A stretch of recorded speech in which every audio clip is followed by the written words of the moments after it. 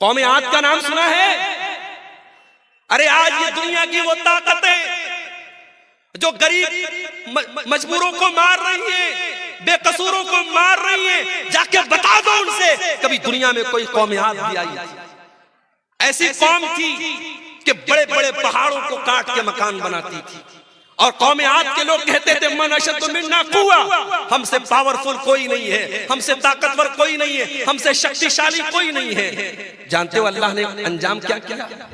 फ़अम्मा आदुन फ़उहलिकू बित्ताग़िया, अल्लाह ने ऐसा अज़ाब भेजा कि आसमान से कौम आद के ऊपर ऐसी चिंगाड़ की आवाज आई, ऐसी आवाज आई, उन आवाज को सुन करके उनके कान के साथ साथ उनके दिल भी फट गए, उनके कलेजे फट गए और वो वहीं पर मर गए। ऐसी आवाज आई आसमान से, अपने आप को ताकतवर कहने वाले कौम आद, उनके कलेजे फट गए और वो मरे पड़े रहे। व अम्मा समूदु फ़उहलिकू व अम्मा आदुन फ़उहलिकू बिरीहिन सरसरिन आतिया सख्खरहा अलैहिम सबअ लयालिन व थमानियत अय्यामिन हुसूमन फतरल कौम फीहा सरा। कौम समूद के ऊपर अजाब आया, आसमान से आवाज आई, और कौम आद के ऊपर क्या अजाब आया? अल्लाह ने 8 दिन लगातार ऐसी हवा चलाई, पटक पटक के अल्लाह ने मारा, और कौम आद के लोग जमीन पे ऐसे मरे पड़े थे, उनकी खोपड़ी अलग है, उनका धड़ अलग है, उनका सर अलग है। अल्लाह कहता है खजूर के सड़े हुए तरों की तरह जमीन पे पड़े थे। यह अंजाम कौम आद का हुआ। क्यों हुआ मेरे भाई? उन्होंने अल्लाह को नाराज किया था, उन्होंने गुनाह किया था। कौम समूद का यह अंजाम क्यों हुआ? उन्होंने हजरत शुएब की, उन्होंने हजरत सालेह की नाफरमानी की थी, और अल्लाह के हुक्म से जो ऊँटनी आई थी उस ऊँटनी को उन्होंने कत्ल कर दिया था। जब जब धरती पर पाप हुआ है, जब जब धरती पर गुनाह हुआ है, धरती पर अल्लाह का अज़ाब आया है। और आगे बढ़ी, हजरत लूत अलैहिस्सलाम की कौम की हालत देखिए। ये आने वाले मुसाफिरों को लूट लिया करते थे, ये डाका डाला करते थे, और ये अपनी औरतों के बजाय मर्द मर्द के साथ अपनी शहवत पूरी करता था, मर्द मर्द से जिस्मानी ताल्लुक कायम करता था। ये इग़लाम बाजी किया करते थे, ये लौंडे बाजी किया करते थे, ये मर्द मर्द के साथ नाजायज काम किया करता था। आज भी समाज में ये गंदा काम करने वाले कान खोल करके सुन ले, इग़लाम बाजी करने वाला ये ज़िनाकारी से बड़ा गुनाह करता है। ज़िनाकारी करने वाला गलत कर रहा है, मगर इग़लामबाजी करने वाला बहुत गलत काम कर रहा है, वो अल्लाह के अजाब को दावत दे रहा है। हजरत लूत अलैहिस्सलाम की कौम ने जब ये गंदा काम किया तो जानते हो उनका अंजाम क्या हुआ? उनके ऊपर आसमान से पत्थरों की बारिश की गई, और अल्लाह ने पूरी उनकी बस्ती को पलट दिया। और आज भी सऊदी अरब के सफर पे आप चले जाएं तो वहां आपको वो जगह मिल जाएगी, और वहां पे डेड सी के नाम से वो जगह है, और उस डेड सी जिसको कहते हैं बहरे मुर्दार, उस पानी के अंदर आज भी उस बस्ती के अवशेष पाए जाते हैं, उस इलाके की चीजें पाई जाती हैं जो हजारों साल पहले जिसको अल्लाह ताला ने अजाब भेजा था और पूरी बस्ती को उलट दिया था। मेरे भाइयों, इसने अल्लाह की फितरत को बदल दिया। जो काम औरत के साथ और बीवी के साथ करना चाहिए वह मर्द मर्द के साथ करता था। अल्लाह ने उसकी सजा क्या दी? अल्लाह ने आसमान से पत्थर बरसाया और पूरी बस्ती को उलट दिया। और आगे शुएब अलैहिस्सलाम को देखिए, उनकी कौम क्या करती थी?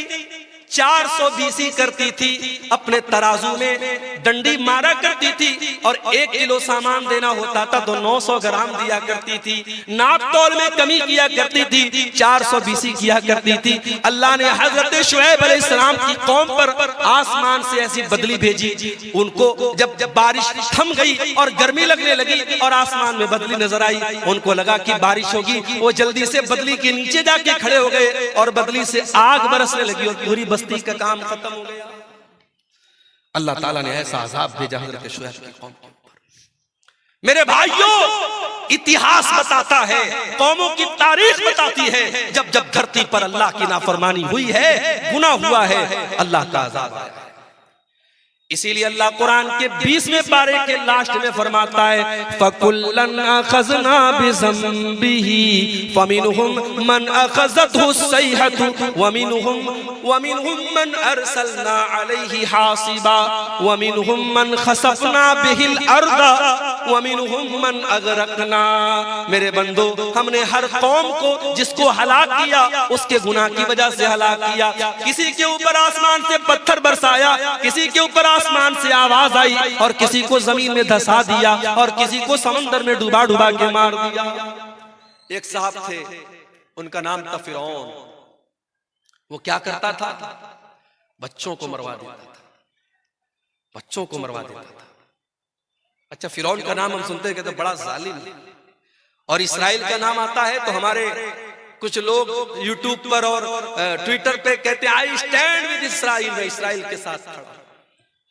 अरे जालिमों, ये बहस छोड़ दो।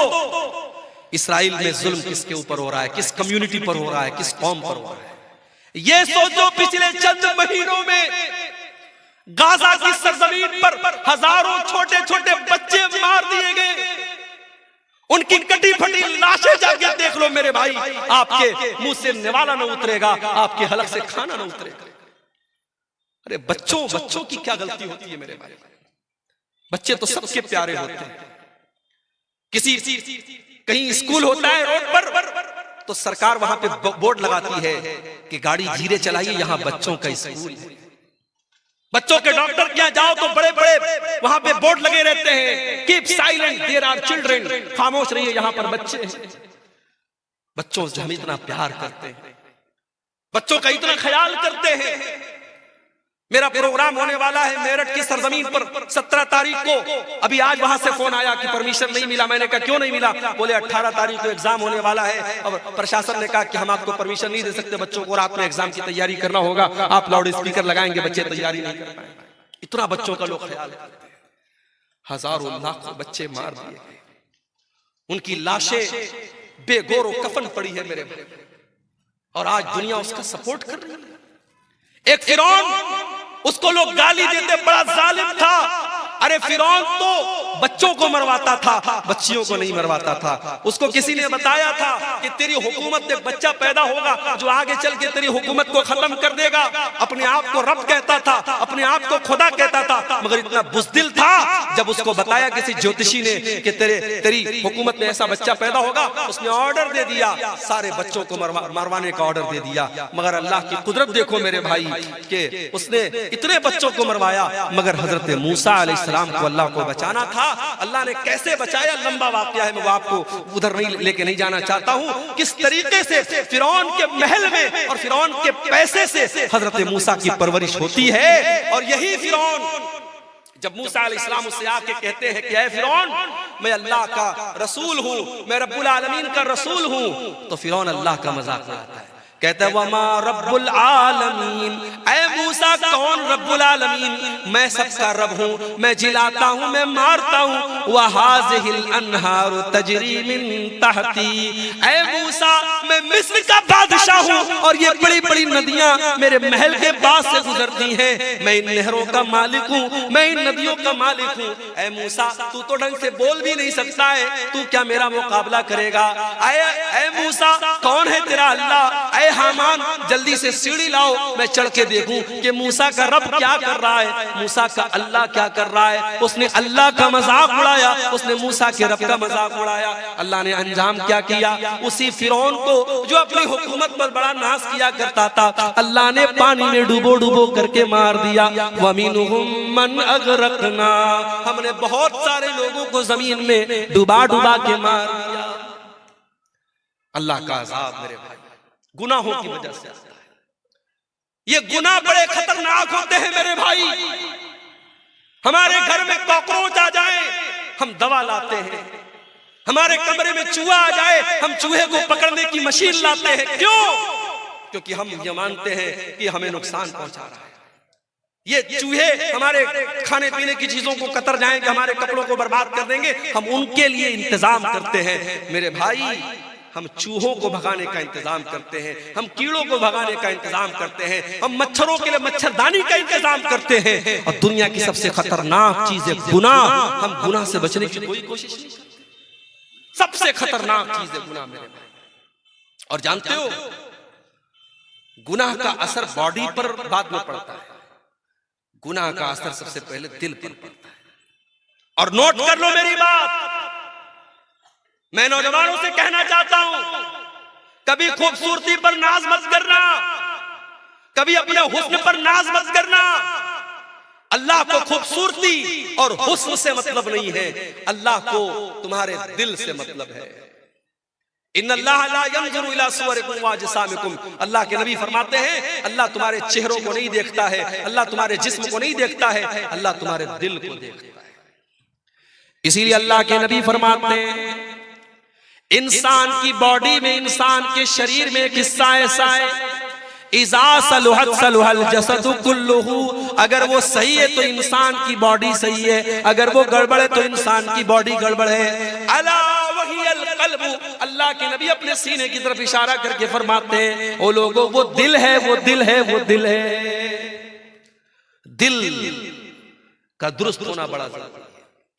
कयामत के दिन अल्लाह ये नहीं पूछेगा तुम फेयर एंड लवली लगाते थे कि नहीं लगाते थे, फेयर एंड हैंडसम लगाते थे कि नहीं लगाते थे, तुम फेस वॉश से अपना मुंह धुलते थे कि नहीं धुलते थे, मेरी बहनों तुम कितनी देर मेकअप करती थी आईने के सामने खड़े होकर के, अल्लाह ये नहीं पूछेगा। अल्लाह क्या तो दिल देखा जाए। इसीलिए इब्राहीम अलैहिस्सलाम दुआ करते हैं ऐ परवरदिगार वला तुखज़िनी यौम युबअसून यौम ला यनफ़उ मालुन वला बनून इल्ला मन अतल्लाह बिक़ल्बिन सलीम।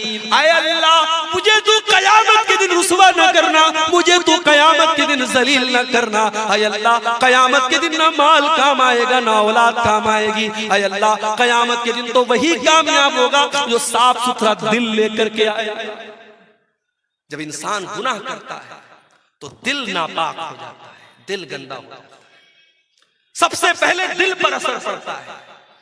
इसीलिए कुरान का पहला पारा उठाओ, अल्लाह ताला जब यहूदियों के गुनाहों का तज़किरा करता है, जब यहूदियों की नाफरमानियों का तज़किरा करता है तो अल्लाह क्या फरमाता है, सुम्मा क़सत क़ुलूबुकुम मिन बादि ज़ालिका फ़हिय कल हिजारति औ अशद्दु क़स्वा। ऐ यहूदियों तुमने इतने गुनाह किए, तुमने इतनी नाफरमानियां की कि तुम्हारे दिल तो पत्थरों से भी ज्यादा सख्त हो गए। व इन्ना मिनल हिजारति लमा यतफज्जरु मिनहुल अनहार, अरे पत्थर तो कुछ ऐसे भी होते हैं पत्थर के अंदर से नहर जारी होने लगती है। व इन्ना मिनहा लमा यशक्ककु फयखरुजु मिनहुल मा, अरे पत्थर तो कुछ ऐसे भी होते हैं पत्थर में से सुराख हो जाता है, पत्थर में से पानी निकलने लगता है। व इन्ना मिनहा लमा यहबितु मिन खशियतिल्लाह, और पत्थर तो कुछ ऐसे भी होते हैं जो अल्लाह के खौफ से झुक जाते हैं, मगर इंसान का दिल जब जब सख्त हो जाता है तो पत्थर से भी ज्यादा कठोर हो जाता है। गुनाह से बचाओ मेरे भाई, गुनाह इंसान के दिल को सख्त बना देता है। और याद रखो जब गुनाह करते करते इंसान का दिल सख्त हो जाता है, फिर अब्दुल गफ्फार साहब 1.5 घंटे तकरीर करें, मौलाना जर्जी साहब 2 घंटे तकरीर कर ले, मौलाना मेराज रब्बानी साहब 3 घंटे तकरीर कर ले, कोई दुनिया का बड़ा से बड़ा आलिम आ जाए और तकरीरें करता रहे, दिल की दुनिया नहीं बदलती है क्योंकि दिल काला हो चुका है। अल्लाह के प्यारे नबी फरमाते हैं जब बंदा कोई गुनाह करता है नुकितत फी क़ल्बिही नुक्ततुन सौदा, उसके दिल के ऊपर एक काले रंग का धब्बा डाल दिया जाता है, उसके दिल पर एक काले रंग का धब्बा पड़ जाता है। अगर बंदा तौबा कर लेता है और माफी मांग लेता है अल्लाह ताला से, अल्लाह उस धब्बे को इरेज कर देता है, उसे मिटा देता है, उसे साफ कर देता है। लेकिन अगर बंदा दोबारा गुनाह करता है एक और धब्बा उसके दिल पे डाल दिया जाता है, जब गुनाह पर गुनाह करता चला जाता है हत्ता तालुआ क़ल्बहु, यहाँ तक के पूरा का पूरा दिल काला हो जाता है। और जब दिल काला हो जाता है तो अल्लाह के नबी फरमाते हैं फिर दिल के ऊपर एक कवर चढ़ जाता है, एक लेयर चढ़ जाती है, और ये वही लेयर है जिसका तज़किरा कुरान के 30वें पारे में अल्लाह फरमाता है कल्ला बल राना अला कुलूबिहिम बिमा कानू यक्सिबून। मेरे बंदो, तुम्हारे गुनाहों की वजह से तुम्हारे दिलों के ऊपर पर्दा पड़ जाता है। गुनाहों से अपने हाथ को बचाओ मेरे भाई। और जानते हो गुनाह का एक नुकसान और है, गुनाह करने से इंसान की रोजी रोटी पर भी असर पड़ता है। दुकान अच्छी नहीं चल रही है, कारोबार में मंदी हो रही है, जो बिजनेस में हाथ लगा रहे हो बिजनेस सही तरीके से नहीं चल रहा है, जरा गौर कर लेना, जरा जायजा ले लेना, जरा ध्यान देना, कहीं कोई गुनाह तो नहीं कर रहे हो, रात में बैठ के शराब तो नहीं पी रहे हो, कहीं ज़िनाकारी में तो नहीं लगे हो, किसी नाजायज लड़की के साथ कहीं नाजायज ताल्लुक तो नहीं कायम करके रखा है, कहीं मोबाइल पर किसी से गंदी चीजें तो नहीं शेयर कर रहे हो। अगर कोई गुनाह कर रहे हो तो आपकी रोजी रोटी पर भी उसका असर पड़ेगा। अल्लाह कुरान में कहता है, ज़रबल्लाहु मसलन क़रियतन कानत आमिनतन मुतमइन्नतन यातीहा रिज़्क़ुहा रग़दन मिन कुल्लि मकान। अल्लाह ताला मिसाल दे रहा है एक बस्ती की। बस्ती बड़े चैन से बड़े अमन से रहा करती थी और बस्ती वाले चैन से खाते पीते थे। फ़अज़ाक़हल्लाहु लिबासल जूइ वल खौफ़ि बिमा कानू यस्नऊन। जब बस्ती वालों ने गुनाह करना शुरू किया, अल्लाह ने रोजी रोटी का रास्ता बंद कर दिया और उस बस्ती के लोग भूखे मरने लगे। आप कहते हैं मौलवी साहब हमारे यहाँ सैलाब आ जाता है, बाढ़ आ जाती है, खेती बर्बाद हो जाती है। कुरान कहता है जरा अपने अमाल का जायजा ले, जरा अपने करतूतों का जायजा ले। जब तू गुनाह करेगा तो तेरी रोजी रोटी पर भी असर पड़ेगा। अब यहाँ एक सवाल पैदा हुआ, शेख साहब हमारे गांव में एक ब्याज खोर आदमी ब्याज का धंधा करता है, बड़ा पैसा कमा रहा है, बड़े मकान बना रखे उसने, बड़ा नाम है उसका, फॉर्च्यूनर लेके चलता है, मर्सिडीज लेके चलता है, कटिहार से गुजरता है, लोग सलाम करते हैं। आप तो कह रहे गुनाह करने से रोजी रोटी बंद हो जाती है, उसकी रोजी रोटी तो बहुत अच्छी चल रही है। आइए इसका भी जवाब दे देते हैं। अल्लाह के नबी फरमाते हैं, मुस्नद अहमद की सही रिवायत है, जब तुम देखो कि किसी की रोजी रोटी अच्छी चल रही है और वो गुनाह पर गुनाह किए जा रहा है तो तुम उससे धोखा न खाना। अल्लाह उसको ढील दे रहा है, अल्लाह उसको मोहलत दे रहा है और एक दिन अल्लाह ताला अपनी रस्सी को टाइट करने वाला है। और उसके बाद अल्लाह के नबी कुरान की आयत पढ़ते हैं, फलम्मा नसू मा ज़ुक्किरू बिही फतहना अलैहिम अबवाब कुल्लि शै हत्ता फरिहू बिमा ऊतू। अल्लाह फरमाता है जो हमारी नाफरमानी करते हैं हम उनको बहुत नवाजते हैं, बहुत दौलत देते हैं, खूब रुपया पैसा देते हैं। हत्ता नसू मा ज़ुक्किरू बिही, यहाँ तक के जब वो अल्लाह ताला की नसीहत को भूल जाते हैं, अखज़नाहुम बग़ततन फ़इज़ा हुम मुब्लिसून, हम अचानक उसको पकड़ लेते हैं और फिर वो हलाक हो जाता है। मेरे भाई अल्लाह की पकड़ बड़ी खतरनाक है, अल्लाह की पकड़ बड़ी सख्त है। अगर गुनाह के बावजूद आपकी रोजी रोटी अच्छी चल रही है, आपके बच्चे तंदुरुस्त हैं, आपका मकान अच्छा है, आपका कारोबार अच्छा है, तो धोखे में ना पड़े रहना। जब अल्लाह की पकड़ आएगी तो भागने का रास्ता नहीं मिलेगा। और आगे गुनाह का एक नुकसान और होता है मेरे भाई, गुनाह करने वाला जब गुनाह करता है तो अल्लाह तबारक व तआला उसे जलील करता है। गुनाह करने वाले को अल्लाह ताला जलील करता है, आज नहीं तो कल वो जलील होगा। गुनाह करने वाला इज्जत नहीं पा सकता। आप पूछेंगे मौलवी साहब इसकी दलील क्या है? दलील आप सबको याद होगी, दुआए कुनूत पढ़ते हो नहीं वितर की नमाज में? कितने लोगों को दुआए कुनूत याद है? जरा हाथ उठाओ तो देखूं भाई, सेमापुर वालों को कितने लोगों को दुआए कुनूत याद है? माशाअल्लाह, एक आदमी ने हाथ उठाया। बंद करा दीजिए भाई साहब, जलसा कराना। अगर इतने जलसे कराने के बावजूद अगर आपको वितर में पढ़ी जाने वाली दुआए कुनूत याद नहीं है तो बहुत अफसोस की बात है। इसका मतलब कि हम खाली सर हिलाने के लिए जलसे में आते हैं, हमको तो दीन की बेसिक बात भी नहीं मालूम है, दुआए कुनूत याद नहीं है।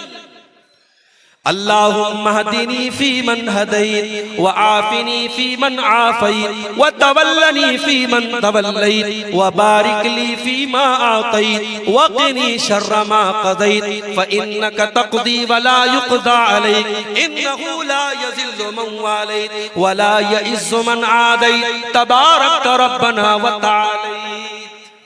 बड़ी प्यारी दुआ है। इस दुआ के मतलब पर गौर करो। आए अल्लाह, तू मुझे हिदायत दे दे और मुझे उन लोगों में शामिल कर दे जिनको तूने हिदायत दी है। व आफिनी फी मन आफैत, आए अल्लाह मुझे तू आफियत दे दे, चैन दे दे, सुकून दे दे और उन लोगों में शामिल कर दे जिनको तूने आफियत दी है। व तवल्लनी फी मन तवल्लैत, और आए अल्लाह तू जिससे मोहब्बत करता है, तू जिसको दोस्त बनाता है, आए अल्लाह उन लोगों में तू मुझको भी शामिल कर दे। व बारिक ली फी मा आतैत, आए अल्लाह तूने जो दिया है उसमें तू मुझको बरकत दे दे। व क़िनी शर्र मा क़ज़ैत, और अल्लाह जो तू फैसला करता है अपने फैसले में कोई अगर ऐसा फैसला है जो मेरे हक में बुरा है, ऐ अल्लाह तू उससे बचा ले। फ इन्नका तक़दी व ला युक़ज़ा अलैक, ऐ अल्लाह सबका फैसला तू करता है, तेरा फैसला कोई नहीं कर सकता है। इन्नहु ला यज़िल्लु मन वालैत, ऐ अल्लाह तू जिससे दोस्ती कर ले, तू जिससे मोहब्बत कर ले, ऐ अल्लाह वो इंसान कभी जलील नहीं हो सकता। वला यइज़्ज़ु मन आदैत, और अल्लाह तू जिसको दुश्मन बना ले वो कभी दुनिया में इज्जत नहीं पा सकता।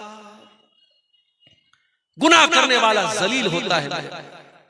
वमन युहिनिल्लाहु फमा लहू मिन मुकरिम, अल्लाह ताला जिसको जलील कर दे उसे दुनिया में कोई इज्जत देने वाला नहीं है।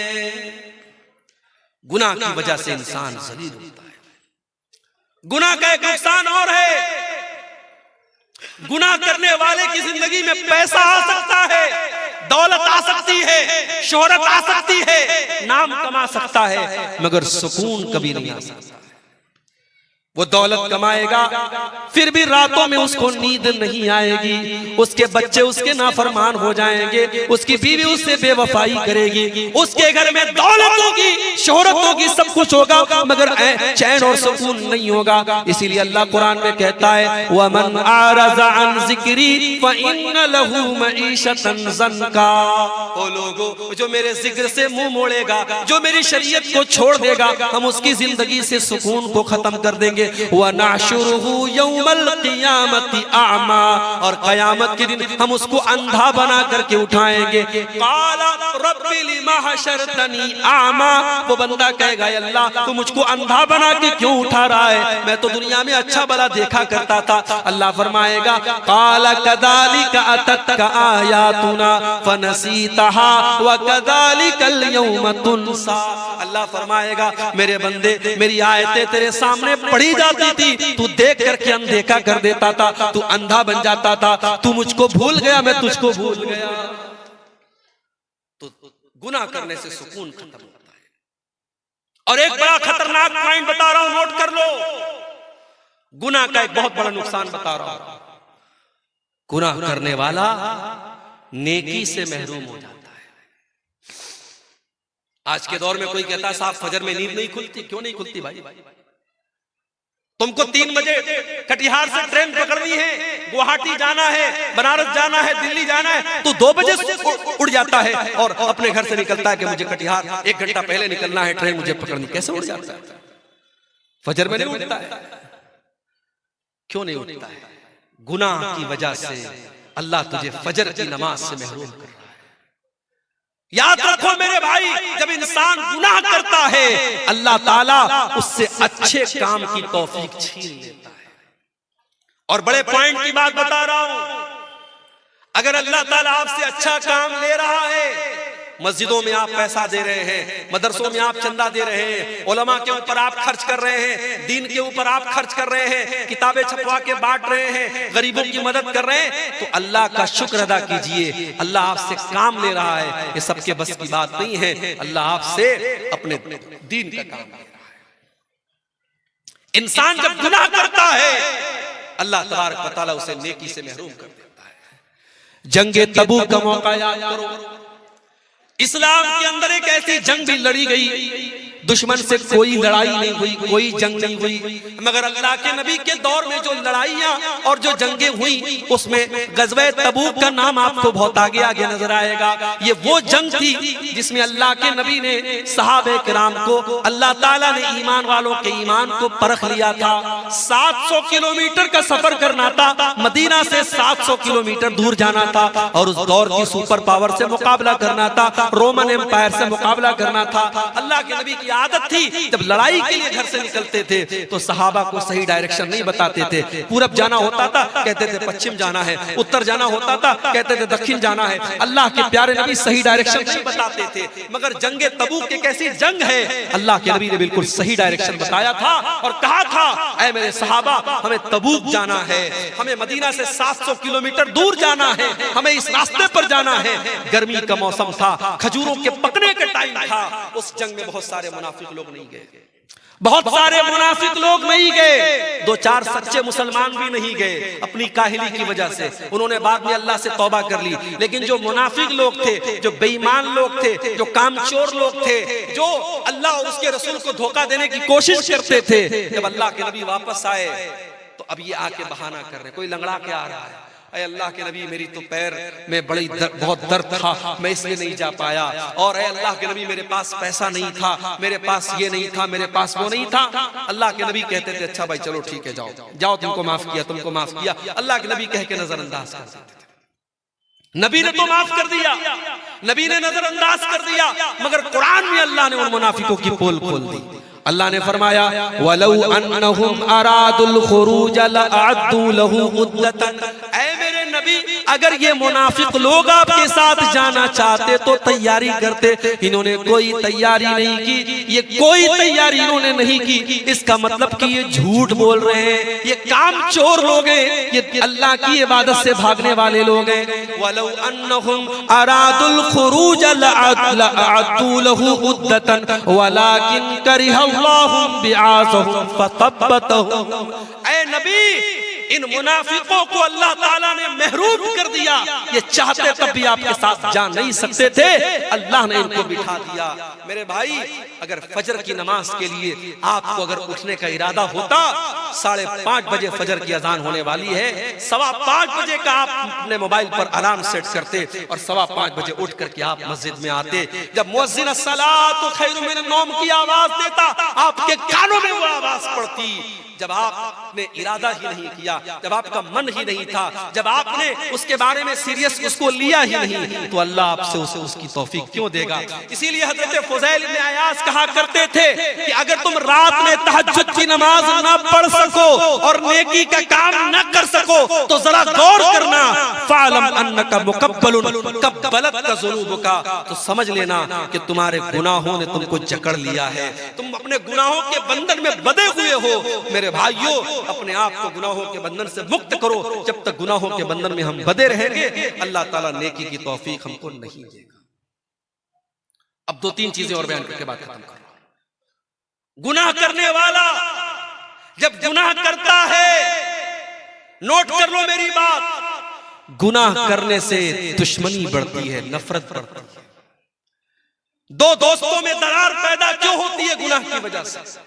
2 रिश्तेदारों में फूट क्यों पड़ती है? गुनाह की वजह से। अल्लाह के नबी फरमाते मा तवाद इस्नानी, जब 2 लोग एक दूसरे से मोहब्बत करते हैं, जब 2 लोग एक दूसरे से दोस्ती करते हैं, ताल्लुक कायम करते हैं, जब 2 लोग एक दूसरे से मोहब्बत करते हैं, उनके दरमियान नफरत तब पैदा होती है जब दोनों में से कोई एक अल्लाह को नाराज करता है, जब कोई गुनाह का काम करता है तो दोस्ती टूट जाती है। एक मिसाल दूं आपको, रमजान आने वाला है, रमजान के अंदर एक रात है शबे कद्र। एक रात की फजीलत ये है 1000 महीनों से बेहतर है। 1000 महीने में कैलकुलेट करोगे कैलकुलेटर पर 84 साल। क्या मतलब? एक रात में कुरान पढ़ोगे सवाब मिलेगा 84 साल कुरान पढ़ने से भी ज्यादा। एक रात नमाज पढ़ोगे 84 साल नमाज पढ़ने से ज्यादा सवाब मिलेगा। ये शबे कद्र की फजीलत है। अब मैं आपसे पूछता हूं कौन सी रात शबे कद्र है? मौली साहब नहीं पता। इतना पता है रमजान के आखिरी अशरे की किसी एक रात में है, लेकिन कौन सी रात है नहीं पता। जानते हो शबे कद्र कौन सी रात है, ये इल्म अल्लाह ताला दुनिया में उतारने वाला था, मगर दो सहाबी आपस में लड़ पड़े तो अल्लाह ताला ने इस इल्म को उठा लिया। अगर वो न लड़े होते और आपस में इख्तिलाफ न किया होता उन्होंने शबे कद्र के बारे में, तो अल्लाह ताला एग्जैक्ट बता देता कि 25वीं रात शबे कद्र है या 27वीं रात शबे कद्र है या 23वीं रात शबे कद्र है। दो लोगों ने झगड़ा किया, अल्लाह ने शबे कद्र का इल्म उठा लिया। इख्तिलाफ हमेशा, जब इंसान गुनाह करता है तो इख्तिलाफ पैदा होता है मेरे प्यारे साथियों। इसीलिए अल्लाह के नबी जब नमाज खड़ी होती थी, सहाबे किराम से कहा करते थे अकीमू सुफूफकुम, मेरे सहाबा नमाज सही कर लो, सफे दुरुस्त कर लो। ऐ मेरे सहाबा अपनी सफों को दुरुस्त कर लो। लतुकीमुन्ना सुफूफकुम औ लयुखालिफन्नल्लाहु बैना कुलूबिकुम, ऐ मेरे सहाबा तुम अपनी सफों को सीधा नहीं करोगे तो अल्लाह ताला तुम्हारे दिलों के बीच में दूरी पैदा कर देगा। यानी एक सुन्नत आप छोड़ेंगे नमाज के अंदर, अगर सबको सीधा नहीं करेंगे और कदम से कदम और कंधे से कंधा मिला के खड़े नहीं होंगे तो अल्लाह ताला दिल में दूरी पैदा कर देगा। और आज दूरी पैदा हो गई है मेरे भाई। वीडियो देखा आपने, फेसबुक के ऊपर, यूट्यूब के ऊपर वीडियो आ गया है। एक मुसलमान को चंद नौजवान पकड़ते हैं, जैसे आजकल बहुत सारे मुसलमानों को मॉब लिंचिंग के लिए पकड़ के उनसे नारे लगवाए जाते हैं। एक मुसलमान को पकड़ के कहते हैं तू बता आला हजरत को मानता है कि नहीं मानता है, तू बता तू फला फला को काफिर मानता है कि नहीं मानता है। उसके मुंह से जबरदस्ती ये नारा निकलवाते हैं और तब उसको जाने देते हैं ये मुसलमान मुसलमान के साथ कर रहा है। एक मसलक का आलिम गिरफ्तार होता है दूसरे मसलक का, के लोग खुशी मनाते हैं कि चलो अच्छा हुआ दूसरे मसलक का आलिम गिरफ्तार।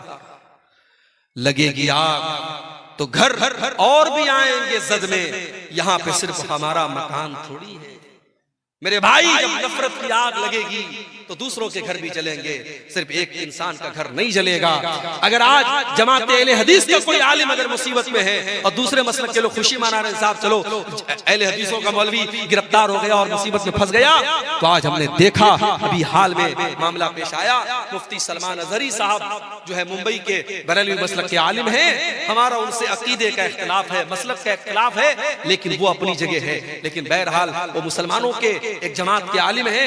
उनको अभी जूनागढ़ के अंदर उन्होंने एक बयान में एक शेर पढ़ा था, उस शेर की वजह से उनको अरेस्ट कर लिया पुलिस ने। हालांकि जमानत मिल गई है, फिलहाल वो रिहा हो गए, लेकिन अभी केस चल रहा है। मेरे भाइयों ये हालात है। डॉक्टर जाकिर नायक के ऊपर मसाइल आए, मुसीबतें आई, आज वो बेचारे इंडिया के बाहर हैं। उनको लेकर के कितने लोगों ने बड़ी खुशी मनाई कि चलो भाई डॉक्टर जाकिर नायक अरेस्ट हो गए, बाहर चले गए और इंडिया से बाहर चले गए, लोगों ने खुशी मनाई। उनका इदारा बंद हो गया, उनका स्कूल बंद हो गया, उनका चैनल बैंड कर दिया, लोगों ने खुशी मनाई थी।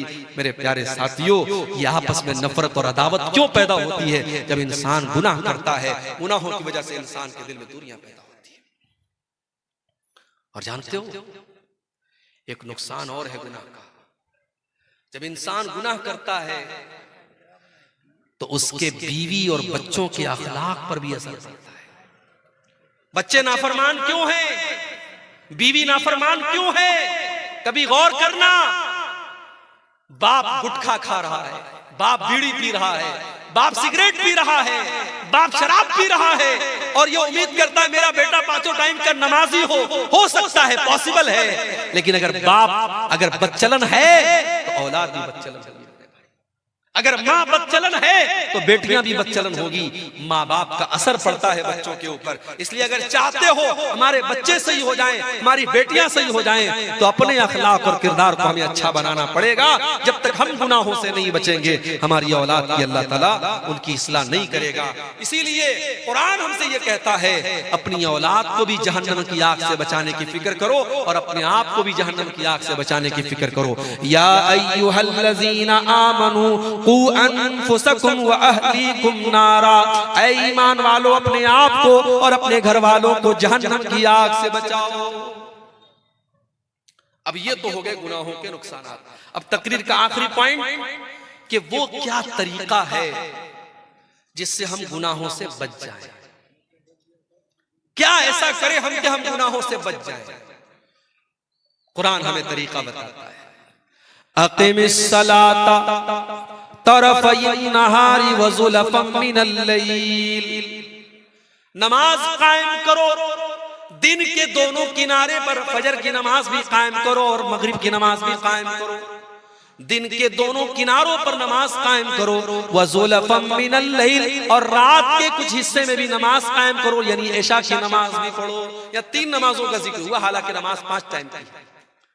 अल्लाह कह रहा है दिन के दोनों हिस्से पे नमाज कायम करो और रात के हिस्से में नमाज कायम करो। इन्नल हसनात युज़हिबन सय्यिआत, क्योंकि नेकी करने से गुनाह मिट जाते हैं। जब आप नमाज की पाबंदी करेंगे ऑटोमेटिक बहुत सारे गुनाहों से बचेंगे।